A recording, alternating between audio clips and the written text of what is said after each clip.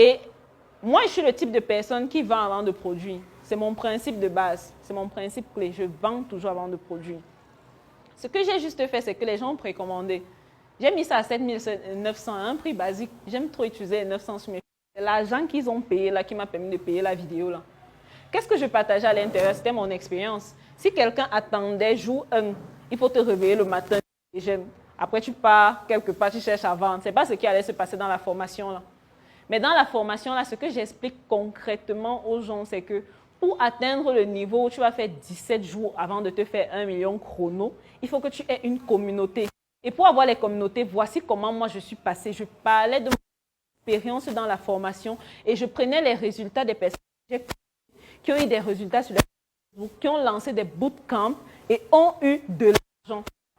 Si eux, ils ont commencé avec des pages Facebook qui n'ont même pas 3000 abonnés, pourquoi est-ce que toi, tu ne vas pas commencer ça et avoir des résultats? Donc, vous voyez que les gens veulent juste la facilité. Ils veulent qu'on va leur dire, OK, tu as payé une formation de 7 900. Dans 17 jours, tu vas avoir 1 million et tu n'as rien fait, tu es assis à la maison. Non, ce n'est pas ça. Tu peux faire 17 jours et te faire ce million-là si et seulement si tu as travaillé depuis. Il ne faut pas oublier le travail.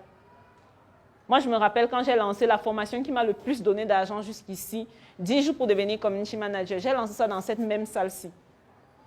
Mon objectif, c'était 10 personnes. Parce que je voulais couvrir les frais de vidéo. Parce que par jour, ça me coûtait 50 000. 50 000 fois 10 jours, ça fait déjà 500 000. Après, il y avait encore la salle que je devais louer. Après, il y avait la communication que j'ai mis autour. Et je me rappelle que cette fois-là, quand j'ai lancé la formation, tout le monde voulait. Nous sommes arrivés ici à la Startup Academy. On avait une formation avec le docteur, avec la coordonnatrice, bref, le top management de la Startup Academy. Pendant la formation, là, j'avais l'impression que le docteur, il s'est arrangé pour tirer sur moi toute la formation. Vous voyez un peu, genre, on fait une formation, on prend seulement le cas de Sorel. On prend seulement le cas de Sorel. Et du coup, j'ai commencé à me sentir mal parce qu'il me disait que tu as mal fait le marketing de ta formation. Là, tu aurais pu avoir plus de clients, plus d'apprenants à ta formation. Mais parce que tu as fait ça, ça n'a pas fonctionné. Et tout ce qu'il faisait, c'était juste tirer sur moi. Petit exemple, il prend sur moi, il rit. Il prend sur moi, il rit. Et ça me déstabilisait un peu. J'ai dit que bon, je vais lancer ma formation avec la paix des organes.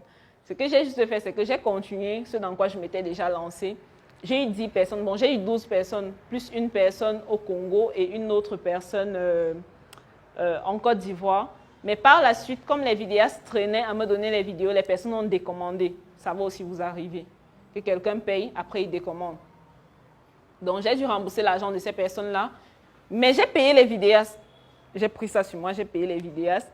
Et la formation, là, quand j'ai fini de l'enregistrer, les personnes, aujourd'hui, ils ont des résultats.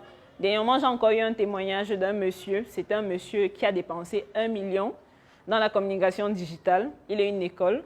Il a eu 0 résultat. Ça va aussi arriver. Ce qu'il a décidé de faire, c'est lui-même se former dans le community management.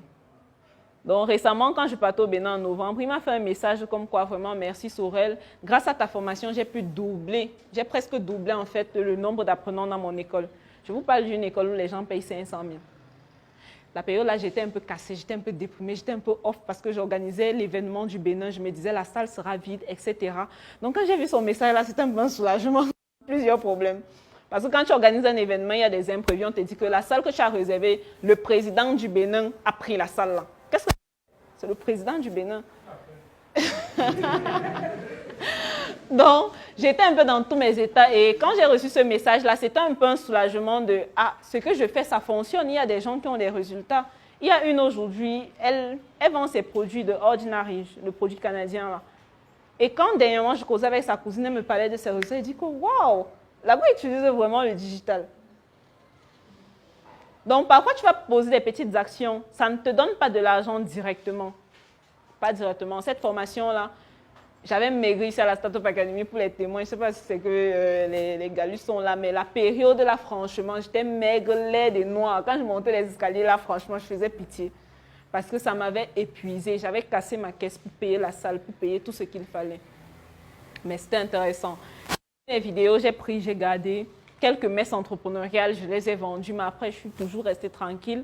Et une autre fois, c'est pourquoi c'est important de prendre le parcours des personnes qui ont déjà eu des résultats. J'arrive dans le bureau du docteur, il me demande pourquoi je ne fais pas le livre de la formation, là, pour que ce soit un support pour ceux qui prennent la formation.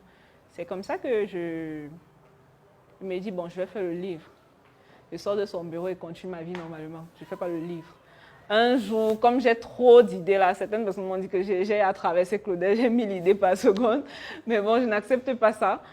Et là, je pars encore dans son bureau. Je lui dis que je veux lancer une formation. Voici comment je pense la formation et tout. Il m'a seulement répondu que Nyoma, où est le livre? Donc, quand je suis sortie de là, j'ai pris conscience que voilà, je devais reprendre mon livre où j'avais laissé. J'avais écrit 15 pages. Et quand j'ai fait ça, je suis sortie de ce bureau, j'ai commencé la communication du livre. Et quand je commence la communication, j'ai 7 personnes qui commandent le livre, 15 000. Quand les gens ont donné leur argent, il faut franchement te mettre au travail. Et c'est parce que j'avais déjà l'argent des gens là que j'ai commencé à rédiger le livre. Donc, vous voyez ce que l'argent peut faire, ce que la pression des personnes derrière toi peut faire. Et le fait de communiquer sur une date de sortie du livre. Quand j'ai communiqué sur la date, maintenant, j'avais la pression. C'est vrai que j'avais mis le 16 décembre. Après, il y a eu le lancement de Njoka. Et sincèrement, je ne peux pas mettre Njoka de côté pour me concentrer sur le livre. Pourtant, on m'attend là-bas. Et on faisait ça à Douala. Donc, j'ai dû décaler ça au 2 janvier. Le livre est officiellement sorti le 2 janvier. Donc, vous voyez ce que ça fait de vendre avant de produire. Juste parce que les gens m'avaient donné leur argent, je me suis dépêchée à sortir un truc que je devais sortir depuis 1 an. Juste parce que je ne m'étais pas mis cette pression-là. Donc, aujourd'hui, on va juste voir des cas pratiques. Et je vais prendre des cas pratiques sur des produits ou des services.